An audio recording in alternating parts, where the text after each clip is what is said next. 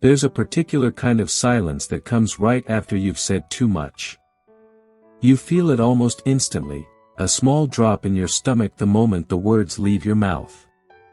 You told someone something you didn't need to tell them. Maybe it was how much you make, or how much you don't. Maybe it was a plan you hadn't finished shaping yet, still soft and unformed, and now it feels exposed, like a photograph developed too early. Maybe it was a wound you thought had closed, until you heard yourself describing it out loud, to someone who didn't quite know what to do with it. And in that silence afterward, you understand something you can't fully put into words, that you've handed away a small piece of yourself, and there's no clean way to take it back. Maybe you felt it at a family dinner, when someone asked a casual question about your love life or your career, and you answered honestly, only to watch the table quietly start rearranging its opinion of you before your plate was even empty. Maybe you felt it at work, in the break room, when a colleague asked, "So how's it really going?" and you told them, and a week later a version of what you said came back to you through someone else, reshaped, sharpened at the edges, no longer quite yours. It's a small ache, but it repeats itself across a lifetime, in 100 different rooms, until eventually you start to wonder whether the problem is the people around you, or something closer to how freely you've been giving yourself away. This isn't a video about becoming secretive, or cold, or building walls around your life. It's about something quieter than that, and far more important. Because there are certain things about yourself that, once spoken, change the way people treat you, the way you feel about your own life, and sometimes even the way that life unfolds. Not because people are usually malicious, most of them aren't. Most people who hurt us with our own words do it carelessly, not cruelly. But there is a kind of power that exists only in what remains unspoken, and the moment you give it away, it behaves differently. By the end of this video, you'll understand exactly what those 8 things are, the parts of yourself worth protecting, not from the world, but for yourself, and why the people across history who seemed most settled in who they were often the ones who said the least about what mattered to them most.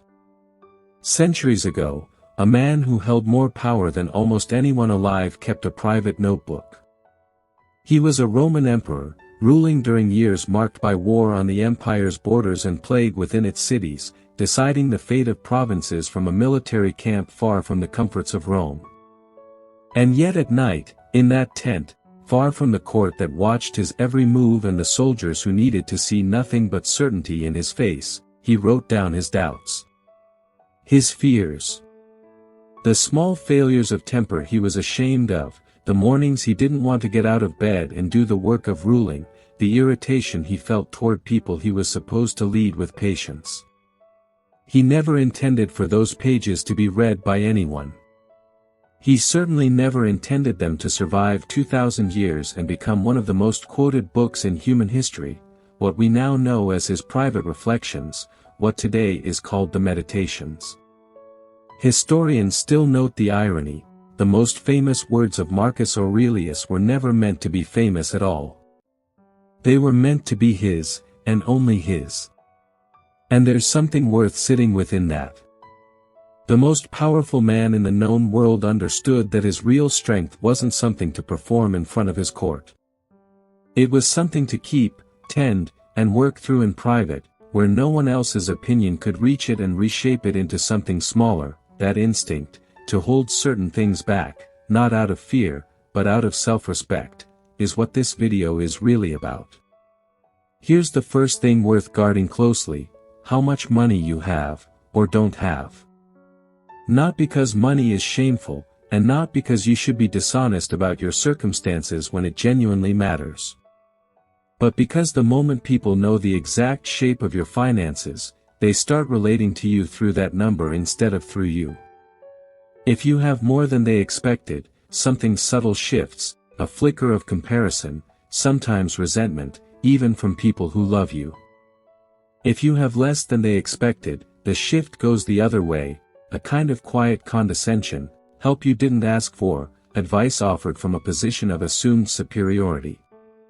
The 17th century Spanish writer Baltasar Gracian, who spent much of his life studying how people navigate court politics and human relationships, observed again and again in his writings that the wise keep their full resources, financial, intellectual, emotional, only partly visible. Not to deceive anyone, but because a hand fully shown loses its advantage, and a life fully explained loses its mystery. What people don't know precisely, they can't use precisely, against you, or even just casually, without meaning to. Think of how a simple question changes the moment someone answers it fully.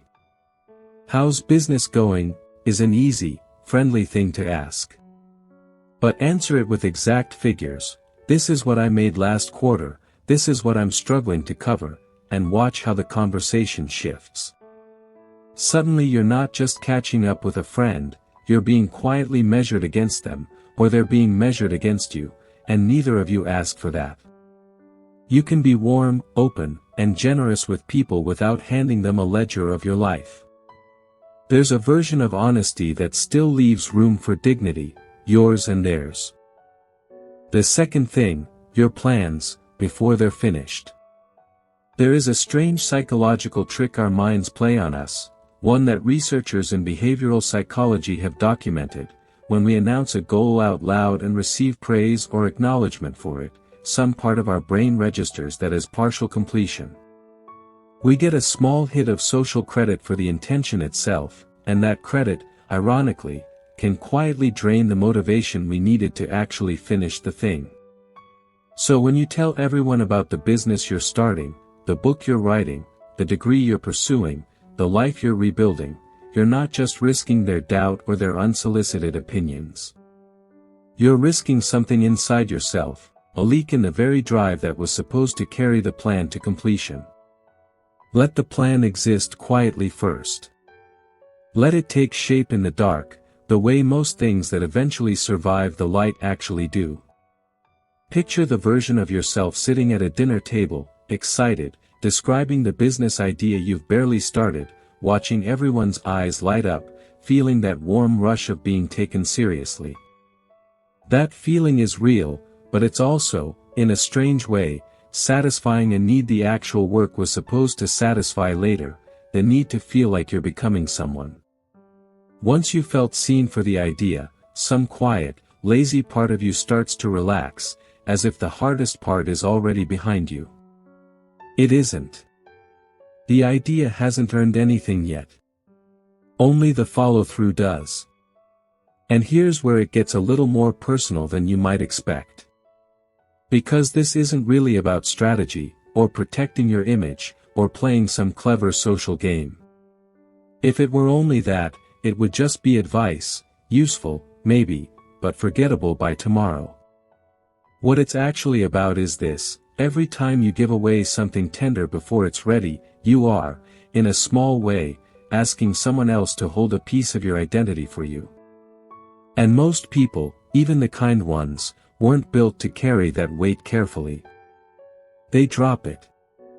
They misplace it. They mention it to someone else without thinking. And you're left wondering why something that once felt so alive to you now feels a little bit borrowed, a little bit used. The problem was never really about other people's mouths. It was about where you were choosing to keep the most fragile parts of yourself. The third thing, the good you've done for others. This one surprises people, because we're taught, especially now, to share our kindness, to post about the charity, to mention the favor, to let people know we volunteered, donated, showed up for someone in need. And there's nothing wrong with visibility in the right context. But there's a particular kind of good deed that loses something essential the moment it's spoken aloud, the quiet ones, the ones done for someone who couldn't repay you, the ones that cost you something and ask for nothing in return. Announce them, and something subtle curdles. What was generosity starts to look, even to yourself, a little like a transaction, an investment in reputation rather than an act of care. The philosopher and moralist La Rochefoucauld, writing in 17th century France, spent an entire collection of maxims examining how much of human virtue is secretly performed for an audience, even an audience of one. He wasn't cynical for the sake of it, he was precise. He noticed that the purest goodness tends to happen when no one is watching, and that the moment it becomes a story you tell, it starts serving a different master. If you want to know whether a kindness was truly for someone else, ask yourself honestly whether you'd still feel good about it if you could never mention it to anyone. If the answer is yes, you already understand something most people spend a lifetime avoiding. Think about the difference between two people who each quietly cover a stranger's grocery bill when their card gets declined. One walks away and never says a word to anyone, carrying the moment privately, occasionally remembering it with a small, warm satisfaction that belongs only to them. The other can't wait to tell the story that evening, watching for the reaction, half-consciously waiting for the, "Wow, that's so kind of you." Both did the same good thing. But only one of them still owns it completely, untouched by anyone else's approval. The other has already spent part of its value, the way a coin loses its shine the moment it changes hands. The fourth thing, what's actually happening inside your family. Every family carries some version of struggle, financial strain, an illness no one talks about at dinner, a relationship fractured and never quite repaired, a parent or sibling whose choices cast a long shadow over everyone else's peace. It's tempting, especially with close friends or co-workers, to let these details spill out, because the pain is real and you need somewhere to put it. But there's a difference between processing your pain with someone who has earned the weight of it, and distributing your family's private story to whoever happens to be listening that day. Once it's out, it doesn't stay contained. People form opinions about relatives they've never met. They remember details at inconvenient moments. They bring it up, gently or not, in front of people you never wanted to know. Your family's difficulties are not gossip, even when they feel unbearable to carry alone, they are simply private, and privacy, done well, is one of the last forms of loyalty left in a world that rewards oversharing. You might tell a coworker, in a low moment, about your brother's addiction, or your parents' quiet, decades-long unhappiness with each other, or the sibling nobody in the family speaks to anymore. And in the moment, it feels like relief, like setting down something heavy for a second. But that coworker now carries an image of your family that isn't the whole picture, it's a single frame, taken at the worst possible angle, and it's the one they'll keep, without ever seeing the repair that might come later, the version of your brother who gets better, the version of your parents who eventually find their way back to something gentler. You've let a stranger keep a photograph of your family's worst day, permanently, when your family itself is still writing a longer story. Now, here's something worth sitting with for a moment, because it reaches deeper than any single item on this list. Think of a tree in its first years of growth. If you dig it up every few weeks to check on the roots, to see if they're growing the way you hoped, to show someone else how far along it is, the tree never actually roots properly. It spends all its energy recovering from being disturbed instead of growing downward, where the real strength is built. Most of what matters most in a human life works the same way. Your healing, your ambitions, your family's quiet struggles, your own half-formed sense of who you're becoming, these need darkness and time before they need an audience. Not because you're hiding something shameful, but because roots don't grow in the light. They grow in the unseen part of you, the part no dinner conversation or social feed will ever fully capture, and every time you expose that part too soon, you're not sharing your growth, you're interrupting it. This is, in a strange way, the hidden cause behind almost every regret on this list so far. It's rarely that people around you are cruel or untrustworthy. It's that we live in a culture that mistakes visibility for value, that quietly trains us to believe something isn't real, isn't happening, isn't worth anything, until someone else has seen it and confirmed it. So we dig up the roots again and again, not out of carelessness, but out of a kind of hunger to be witnessed before we've even finished becoming whoever we're becoming. The people who seem most grounded, most quietly sure of themselves, aren't the ones who never feel that hunger. They're the ones who've learned to feed it more slowly, and more carefully, choosing a handful of trusted eyes instead of a crowd. The fifth thing, your insecurities, your fears, the specific things about yourself you secretly worry are true.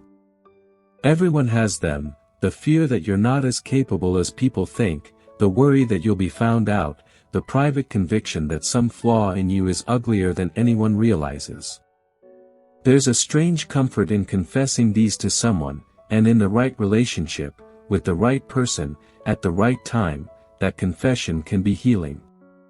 But confessed carelessly, to too many people, too often, insecurities stop being private struggles and start becoming labels other people quietly attach to you. Say, "I'm not good with money," enough times, to enough people, and eventually that becomes the lens through which they see every decision you make, even the good ones. The mind is remarkably suggestible, both your own and everyone else's.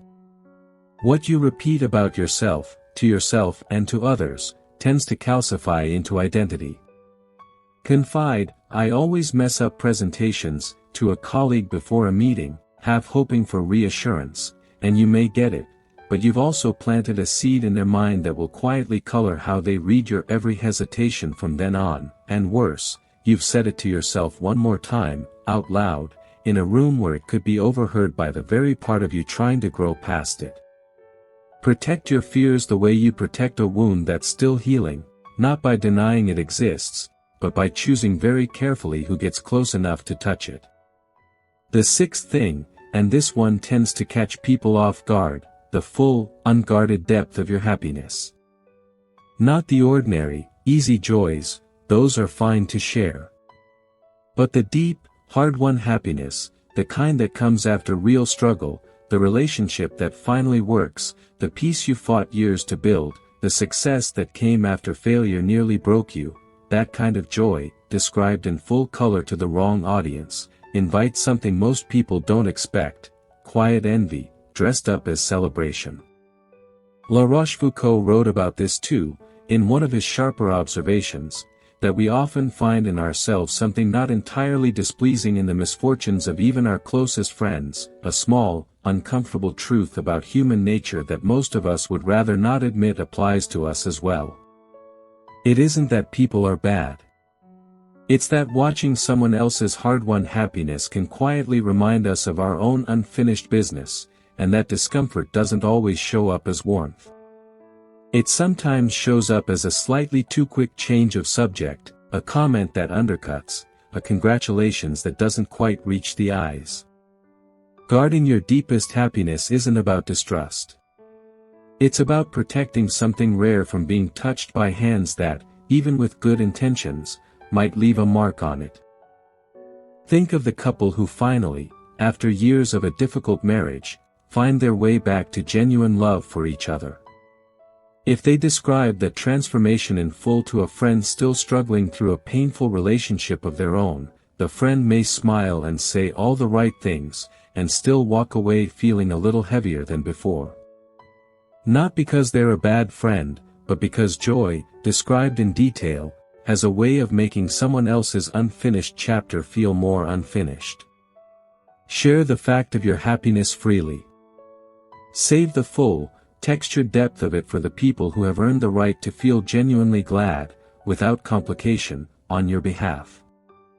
And this is where the whole picture starts to turn, because up to this point, it might sound like the lesson is simply, trust no one, reveal nothing, live behind a wall. But that's not quite it, and it's worth correcting before we go further. Every struggle you've had with oversharing, every regret about saying too much too soon, has actually been teaching you something valuable the entire time, how to tell the difference between an audience and a witness. An audience watches your life for entertainment, comparison, or passing interest. A witness stands beside you in it, carries some of the weight, and asks for nothing except your honesty in return. The pain of having shared something with the wrong person isn't proof that sharing is dangerous. It's proof that you're learning, slowly and sometimes painfully, who actually deserves the deeper rooms of your life. That discernment, knowing who gets the surface and who gets the depths, isn't a wall. It's a doorway with a lock, and locks aren't built to keep everyone out. They're built to let the right person choose to knock. And here's the part that changes everything, if you let it. Every one of those painful moments, the friend who used your secret against you without meaning to, the family detail that traveled further than you wanted, the plan that lost its momentum the second you spoke it aloud, wasn't proof that you're bad at trusting people. It was training. Every regret sharpened your sense of who actually deserves the deeper rooms of your life, and who only ever belonged in the hallway. The struggle wasn't punishing you. It was teaching you the layout of your own house. The seventh thing, exactly who has hurt you, and how deeply. There's a difference between naming a pattern of harm to protect yourself or others, and narrating every private betrayal to whoever will listen, turning your wounds into a story you tell at parties. When you describe, in full detail, how badly someone hurt you, to coworkers, to new friends, to people who never knew the person involved, you're not just informing them. You're reliving it, out loud, again and again, each retelling carving the groove a little deeper into your memory. There's real psychological evidence for this.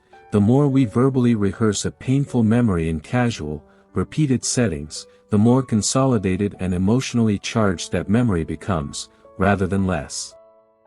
Some pain needs to be spoken to heal, that's true, and therapy, trusted friendship, honest reflection all have their place. But there's a difference between speaking your pain to metabolize it, and performing your pain because it's become part of how people know you.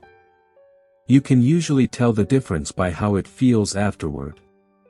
Speaking it to heal tends to leave you a little lighter, a little clearer, even if the conversation was hard.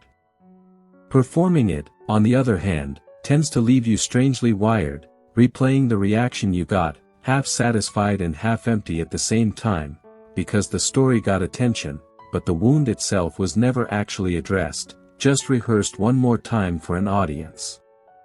Choose the first. Guard the second.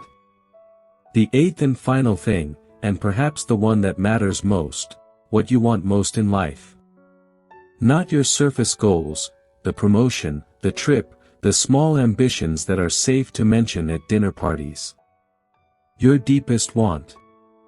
The thing you'd be almost embarrassed to say out loud, because it reveals how much you actually care, how much you'd lose if it never happened. Marcus Aurelius, in that same private notebook, returned again and again to the idea that a person's real worth is measured by what they value, and that what a person truly values is often the last thing they'll admit to another human being. There's a vulnerability in wanting something deeply that most people instinctively protect, even without being taught to. Because the moment your deepest want is known, it becomes a target for other people's opinions, their doubt, their well-meaning discouragement, their comparisons to their own smaller or larger ambitions. And worse, once it's spoken and questioned enough times, you might start doubting it yourself, not because the doubt was ever valid, but because repetition has a way of wearing down conviction, even when the conviction was right all along.